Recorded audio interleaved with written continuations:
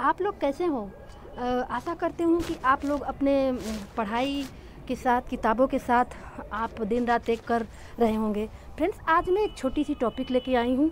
आपको जानेंगे कि पढ़ाई की में कितना आगे बढ़ चुके हैं और कितना अपने पढ़ाई को धार दे चुके हैं।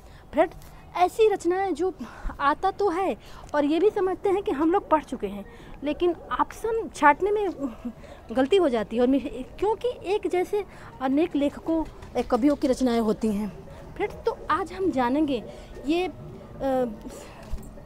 रचनाएं, समझेंगे और अपने माइंड में रख लेंगे। तो चलिए आज उनकी हम रचनाएं देखते हैं। ये रचनाएं श्रीलाल शुक्ला की है, जो एक व्यंग्यात्मक रचनाकार है और उनकी अक्सर ये इतने इम्पोर्टेंट है कि ये एग्जाम में आते ही रहते हैं। उनकी पहली रचना है, श्रीलाल शुक्ल की पहली रचना है सूनी घाट की सूरज, 1957 में।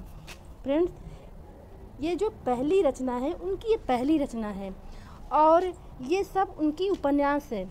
फ्रेंड्स, दूसरी उनकी रचना है अज्ञातवास, 1962 में। राग दरबारी, ये उनकी तीसरी रचना है 1968 में।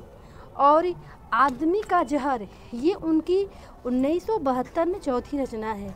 सीमाएं टूटती है 1973 में है। मकान 1976 में है। पहला पड़ाव 1987 में है। विश्रामपुर का संत 1998 में है।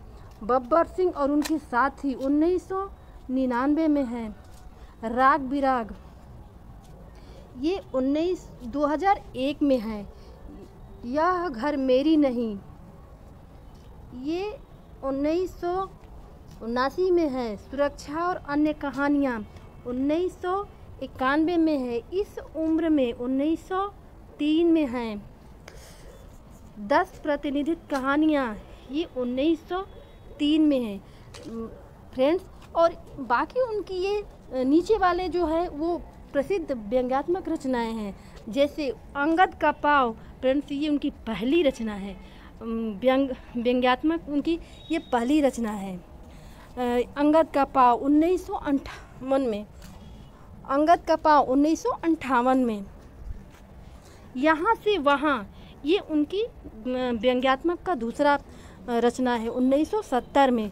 मेरी श्रेष्ठ व्यंग्य एवं रचनाएं, ये 1979 में।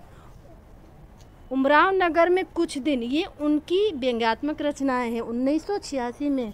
कुछ ज़मीन में कुछ हवा में। फ्रेंड्स, ये उनकी 1990 में रचनाएं हैं। आओ बैठ ले कुछ देर, आओ बैठ ले कुछ देर 1995 में।